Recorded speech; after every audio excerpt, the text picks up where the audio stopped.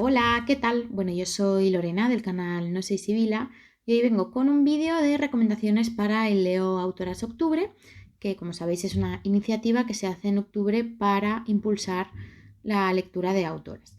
Es verdad que yo suelo leer normalmente mayoritariamente autoras, pero bueno, no quería como dejar pasar esta recomendación específica de autoras, aunque ya estemos a finales de octubre prácticamente. Pero bueno, aquí queda. Bueno, esta es una iniciativa que empezó en redes, como os digo, para impulsar la lectura de autoras en este mes, ¿no? Que además en octubre se celebra siempre el Día de las Escritoras, que ha sido el día 16 de octubre este año. Y este año es verdad que desde las cuentas de Leo Autoras Octubres, las que la impulsaron esta iniciativa, no he visto que hayan hecho una plantilla como suelen hacer otros años para que se hagan recomendaciones. Entonces, la plantilla que yo voy a usar es una plantilla que ha compartido la editorial Lumen con 9 premisas, porque así, pues bueno, pues puedo hacer recomendaciones específicas. Si queréis más recomendaciones en Instagram, las cuentas de Raquel Moraleja y Borde que te quiero borde hacen todos los años una plantilla con 31 palabras para hacer 31 recomendaciones durante ese mes. Yo el año pasado cogí esa plantilla e hice un vídeo, que os lo voy a dejar por aquí, pero bueno, como son muchas palabras y algunas se repetían del año pasado, no quería como repetirme. Entonces he decidido usar esta plantilla que, bueno, pues que da pie a hablar de otras cosas y ya está, ¿no? Entonces, pues bueno, os dejo la plantilla por aquí, tiene 9 premisas y pues voy a ir hablando de cada una, ¿vale? La primera premisa es un clásico escrito por una mujer. Y bueno, yo leer clásicos es mi asignatura pendiente, porque es verdad que no he leído muchos que no sean ensayos clásicos feministas, ¿no? Pero bueno, es verdad que es mi asignatura pendiente y estoy en ello. Entonces, por eso he traído, como no podía ser de otra manera, un clásico feminista que es, bueno, son dos, pero que tienen relación, que es Una habitación propia de Virginia Woolf y Matar al ángel del hogar de la misma autora. Vale, estos dos libros tienen relación porque estos son dos conferencias que dio Virginia Woolf sobre la temática de las mujeres y la escritura y luego tenemos este libro que es de 1929 que también partió de una conferencia sobre este tema y que extiende precisamente este tema. ¿Y por qué creo que es pertinente traerlo aquí? Porque, bueno, una de las cosas de las que habla aquí Virginia Woolf es la dificultad que han tenido las mujeres para dedicarse a la escritura a lo largo de la historia, uno, por las condiciones de vida, dos, por el machismo, ¿no? Porque, bueno, si en una familia alguien tenía acceso a la educación, no eran las mujeres, eran los hombres. Si en una familia de dinero quien tenía acceso a la educación eran los hombres y aunque igual las mujeres pudieran estudiar en casa o leer los libros que tenía sus padres en casa, les era mucho más difícil dedicarse profesionalmente a la escritura precisamente por la figura del ángel del hogar, por todos los estereotipos y todas las obligaciones que se asumen femeninas, ¿no? De criar hijos, estar en la casa, cuidar a tu marido, etcétera, etcétera, ¿no? Pues eso, las mujeres nunca se las ha asumido como figuras pues, intelectuales que pudieran escribir, que pudieran aportar algo más fuera del hogar, ¿no? Entonces, en estos dos libros ella habla de todo esto, habla también de cómo han hablado los hombres durante la historia de la literatura y, bueno, durante la historia de las mujeres en general, de las mujeres que han conseguido dedicarse a la escritura en concreto. Aquí ella también habla, que a mí es que me parece un complemento genial, la verdad, porque aquí ella también habla de cómo incluso las mujeres que se han podido dedicar a la escritura han tenido que pasar un proceso que es el matar a ese ángel del hogar, que significa muchas cosas. Por un lado, el salirse de los marcos establecidos para las mujeres y el decir, bueno, yo no solamente quiero ser madre, cuidadora, tener hijos y casarme y cuidar a mi marido, ¿no?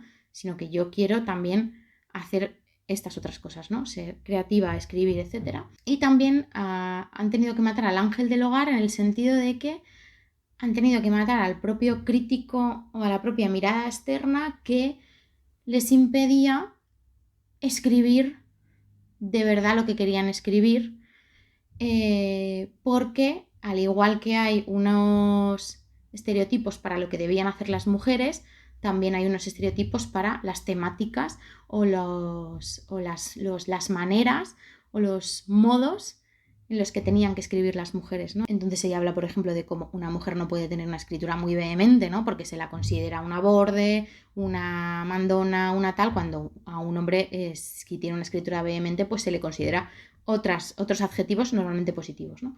Como no se considera que pueden escribir sobre política y que solamente pueden escribir de cosas que tengan que ver con cosas del hogar, ¿no? Con la vida dentro del hogar, etcétera, etcétera, con cosas de mujeres, etcétera, etcétera, ¿no? Y bueno, no lo he dicho, pero ella lo de lo que habla aquí también principalmente es de que una mujer necesita tener 500 libras al año y una habitación propia para poder escribir, ¿no? Y precisamente por todas las condiciones estructurales y porque la mujer es la cuidadora principal, bueno, la cuidadora principal no, en esa época, la cuidadora única del hogar, nunca tiene un espacio propio, ni para escribir, ni para desarrollarse, etcétera, etcétera. Entonces, bueno, pues estos dos grandísimos libros de Virginia Woolf y muy buen complemento leerlos juntos, la verdad.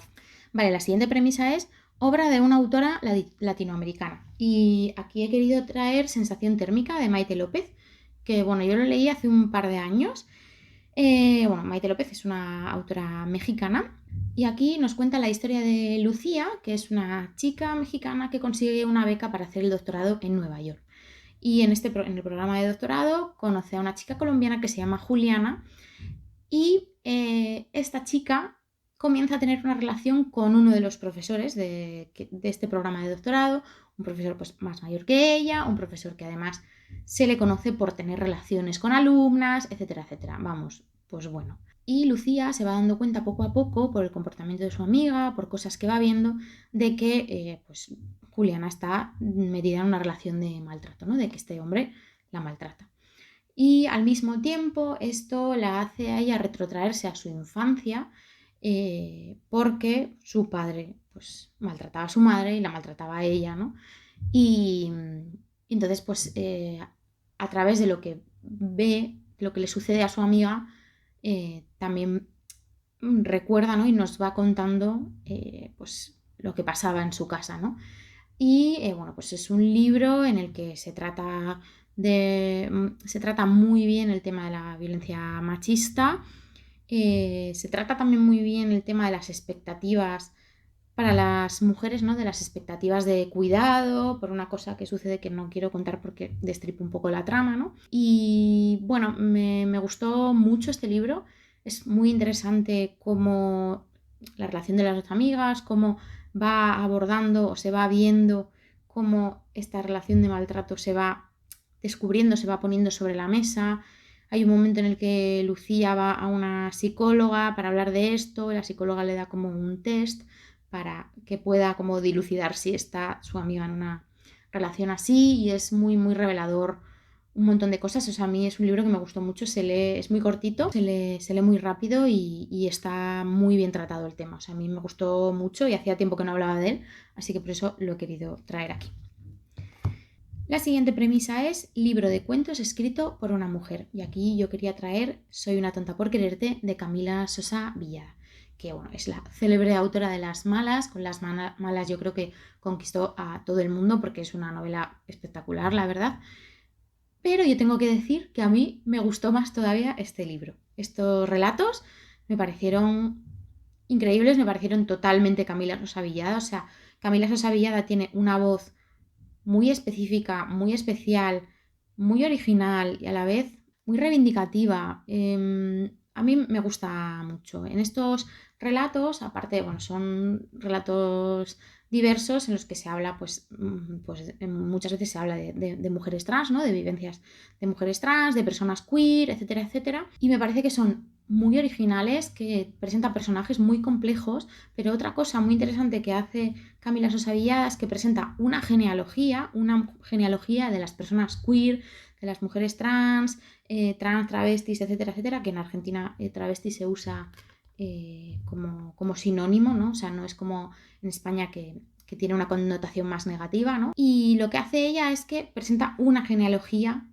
de las personas queer, de las personas trans, que está al lado de los márgenes, es decir, no como muchas veces se quiere hacer, como no, presento mi genealogía y la limpio y la pongo monísima para que entre en los cánones de lo que a la sociedad le parece aceptable, correcto, para que no me puedan decir que es que somos unos desviados y unos no sé qué. No, yo presento mi genealogía desde los márgenes que hemos tenido que vivir y desde las vivencias, y mi genealogía es esta, yo la reivindico y me parece muy interesante. Y también otra cosa muy interesante que tiene Camila Sosa Villada es que le permite a sus personajes la venganza. A pesar de que a lo mejor esa venganza no salga de la mejor manera y no y pueda incluso pues, ser perjudicial para los personajes, ¿no? Pero me gusta mucho que les permita ese revulsivo, ¿no? Y esa rabia y esa ira, y que no presente a los personajes de una manera como dócil, ¿no? Bueno, que les permita rebelarse, ¿no? Y rebelarse e incluso vengarse. Y eso me parece muy interesante y me parece que su voz es muy potente por muchas cosas y también por esto, ¿no? Por su originalidad, pero también por la manera en la que se presenta ante el mundo, por la genealogía que crea, por su voz, no sé. Entonces Camila Sosa Villada, y ya os digo, Las Malas es increíble, pero a mí este me gustó todavía más. Vale, siguiente premisa. Libro de terror o thriller escrito por una mujer. Y bueno, yo aquí quería no nombrar a la misma de siempre o a las mismas de siempre, porque yo terror, bueno, thriller no, la verdad es que no leo, no he leído nunca, creo, ahora que lo pienso, o no lo sé. Pero terror he leído muy poquito, entonces claro, mis autoras, o sea, los libros, ¿qué tal? Pues ya los he repetido varias veces. Entonces, bueno, evidentemente tenía que traer aquí Las Voladoras de Mónica Ojeda, porque es uno de mis libros favoritos, es un libro de relatos también, que lo que hace es explorar precisamente el terror y el horror, ¿no? Y explorar las violencias que se ejercen hacia los cuerpos. Y todo esto lo hace usando la mitología andina como base para crear sus historias. Entonces a mí me parecieron unos relatos alucinantes. O sea, es que me flipa este libro, de verdad me flipa. Hay algunas cosas que son bastante terroríficas, dan miedo, y aparte es eso, explora los límites del terror, del horror, de... Sí, no sé de qué cosas dan miedo y qué no, ¿no? Entonces, bueno, me gustó mucho como esta combinación de la mitología, etcétera, etcétera. Entonces lo tenía que traer. Pero para no nombrar siempre a las mismas, traigo dos libros que sé que son de terror y que quiero leer y que los tengo pendientes desde hace un montón de tiempo, que son Las cosas que perdimos en el fuego, de Mariana Enríquez, y Siete casas vacías, de Samantha Schweblin, que bueno, son dos autoras que entran como dentro de este grupo de autoras latinoamericanas de terror, que exploran el terror, la violencia, etcétera, etcétera. También estarían, por ejemplo, María Fernanda Ampuero, que también la tengo pendientísima, y son unas autoras que quiero leer, que no termino como de atreverme o de llegar, pero quiero leerlas pronto y bueno, quería dejarlas aquí por si pues necesitáis alguna idea de autoras, pues estas también están. Bueno, si necesitáis ideas de autoras de terror, podéis seguir, por ejemplo, a Yaiza de Eater of Words, o a Laura de Ivy Clementine, o a Chelo de Moonlight Books, que ahí tenéis un montón de referencias de autoras de terror también. O sea que, bueno, porque yo no puedo daros muchas más, ¿no? Entonces ahí os las dejo. Vale, la siguiente premisa es obra de una autora contemporánea. Y aquí he querido traer Guay ayer, de Nona Fernández, que es una autora que me gusta mucho, me gustó mucho este libro y hace mucho que no hablo de él. Entonces también he querido traer cosas que no hayan estado habitualmente en el canal. Ayer es un ensayito, es un ensayo literario de los que a mí me gustan tanto, y es un ensayo que me pareció súper bonito, a la vez tiene mucho de político y, jolín, me gustaría volver a leerlo porque siento que hay cosas que se me han como olvidado, o sea, detallitos, pero bueno, la idea general la tengo y me pareció muy, muy bonita.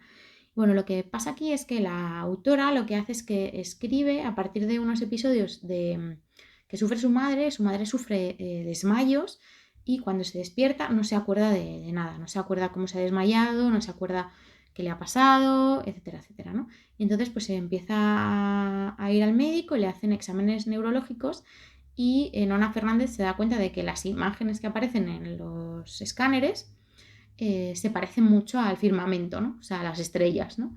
Y a partir de ahí empieza a reflexionar sobre la memoria, las estrellas, no sé. Y entonces lo que hace es reflexionar a partir de la historia de su madre y de la historia del cosmos, reflexionar sobre la memoria personal y la memoria familiar, etcétera, etcétera, y también reflexionar sobre la memoria política y colectiva de su país, ¿no? Habla de reflexionar sobre la dictadura, sobre la memoria de la dictadura, sobre lo que se permite recordar y lo que no, ¿no? Y es un ensayo que a la vez es muy bonito precisamente por todo lo que cuenta sobre la memoria, las estrellas, etcétera, etcétera, y aparte es eso, es político por cómo también aborda la historia de Chile, ¿no? Y me gustó un montón jolín, no hablo mucho de él, la verdad, porque lo leí hace ya unos años, entonces pues aquí lo dejo. Vale, la siguiente premisa es poemario escrito por una mujer. Y aquí he querido traer Ararat de Louise Gluck, porque bueno, justo ha fallecido esta semana pasada y yo leí este poemario cuando le dieron el Nobel. Yo no conocía a Louise Gluck antes del Nobel y dije, venga, pues voy a leerla porque vi algunos poemas suyos por redes y dije, jolín, qué bonito, o sea, sí, qué bonito, pero qué escritura, qué manera de evocar imágenes, ¿no? Y bueno, pues me compré este y fue un acierto, pero además estas ediciones de pretextos me parecen preciosas. Y este también habla de memoria familiar, de su familia, de relaciones familiares, porque ella habla de su relación, bueno, habla de su relación con su familia, con su padre y sobre todo con su hermana, y habla también del duelo por la muerte de su padre, de cómo ese duelo, digamos que sacude a la familia, ¿no? De cómo su madre cambia después de la muerte de su madre y sobre todo hay algunos poemas interesantísimos sobre su relación con su hermana, ¿no? Y es que no sé cómo explicaros su escritura porque es como muy simple y a la vez muy potente. A mí me gustó muchísimo. Tiene algunos de mis poemas favoritos y termina con un poema que me encanta porque bueno, empieza y termina con el mismo comienzo de poema, porque empieza con un poema que se llama Parodos, que dice: hace mucho tiempo fui herida, aprendí a existir como reacción, desconectada del mundo. Te diré qué quería yo ser.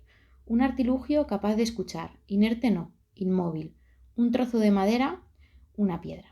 Bueno, el poema sigue, ¿no? Pero empieza así el libro y el libro termina después de que te ha hablado de todo el tema de su padre, de su familia, tal, y termina. Hace mucho tiempo fui herida, viví para vengarme de mi padre, no por lo que él fue, sino por lo que fue de mí. Desde el principio, desde niña, creí que el dolor quería decir que no me amaban, que amaba quería decir. Entonces, es muy bonita también la estructura esta como circular. Bueno, me gusta mucho y quería también traerlo como homenaje, ¿no? a esta poeta. La siguiente premisa es libro ilustrado escrito por una mujer. Y bueno, aquí traigo dos que son pues maravillosos. Que uno es Escritoras de Carmen G. de la Cueva y Ana Jarén y el otro es Maldita Alejandra de Ana Muschel. Y bueno, os voy a ir contando, os he hablado de estos libros en varios vídeos ya. En Escritoras, pues Carmen G. de la Cueva lo que hace es que nos habla de varias escritoras españolas de finales del siglo XIX y principios mediados del XX y pues precisamente de sus dificultades para escribir, de las problemáticas que enfrentaron para poder escribir, para poder enseñar su obra al mundo, de cómo pues tenían que escribir a la vez que hacían otras cosas, ¿no? Ser madres, etcétera, etcétera. Y una cosa muy bonita en la que se centra es precisamente en la amistad entre todas estas escritoras, bueno, entre algunas de ellas, y en cómo se apoyaron unas a otras para que continuaran con su obra, ¿no? Entonces hay algunas cartas entre ellas y es una obra muy bonita y es una obra que creo que para empezar a conocer algunas autoras de nuestra historia reciente que a lo mejor no se conocen mucho pues porque no nos las enseñan en el instituto, en el colegio, y que merecerían pues mucho más reconocimiento, pues creo que es un libro que está súper bien. Y bueno, las ilustraciones son muy bonitas.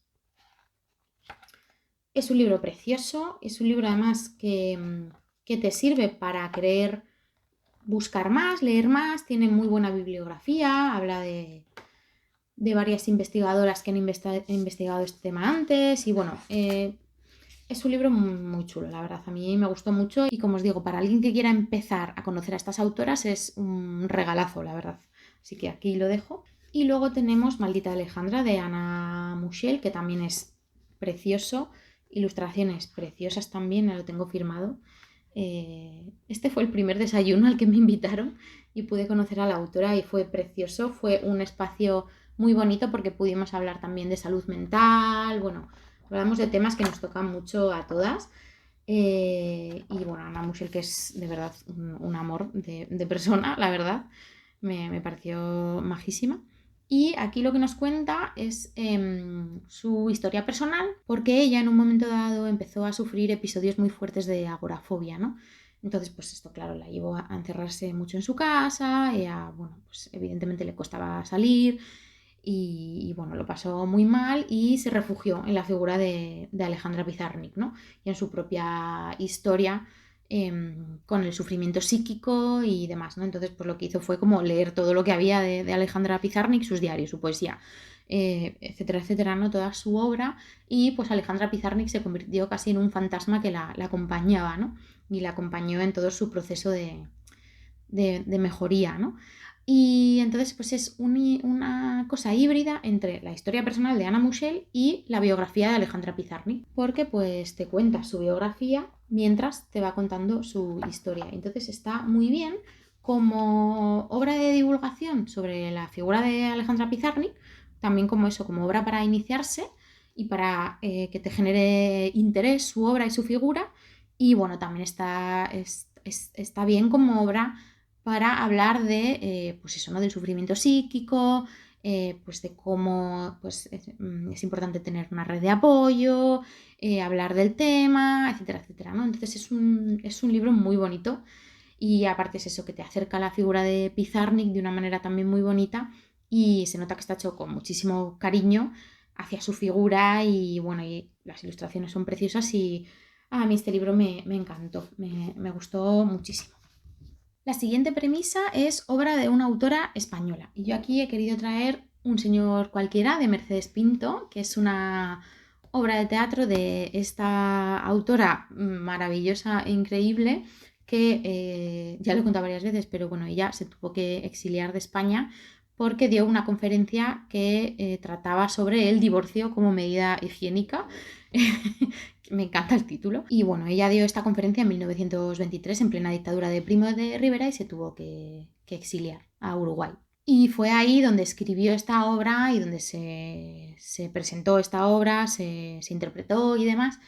Y bueno, creo que es una autora a reivindicar. Yo la he conocido gracias a mi amiga Mónica, que siempre me enseña un montón de autoras españolas increíbles. O sea que seguidla en Instagram porque su Instagram es genial y aprendes muchísimo. Y bueno, pues compré esta obra a la Feria del Libro porque me apetecía mucho leerla y me gustó un montón. Es una obra súper interesante porque te plantea una misma situación en dos momentos separados en el tiempo por unos años y te plantea precisamente cómo una situación en un momento concreto con una sociedad que piensa de una manera se ve de una manera y cómo al cabo de unos años se ve de otra precisamente porque la sociedad ha evolucionado y ha cambiado su pensamiento, ¿no? Y bueno, pues habla de la opresión de las mujeres en el matrimonio. Tenemos a una mujer ventanera de las de Carmen Martín Gaite que está pues encerrada en su casa, que su marido no le deja salir, que no quiere que salga porque a que tiene que salir ella a la calle, ¿no? Que ella está muy bien en su casa y ella está todo el rato en la ventana pues soñando con salir, con ver lo que hay fuera, ¿no? Con tener una vida fuera de su casa, ¿no?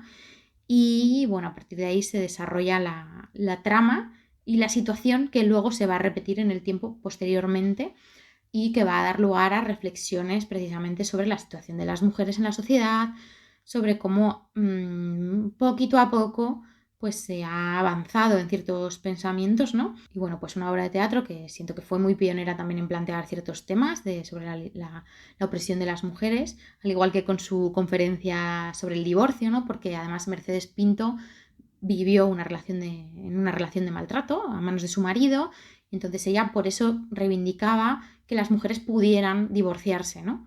Porque estaban atrapadas a veces en matrimonios terribles y encima no se les permitía salir de ahí de ninguna manera, ¿no? Entonces, bueno, pues Mercedes Pinto, una mujer fascinante e increíble, y quería traer aquí esta obra de teatro que es interesantísima, la verdad.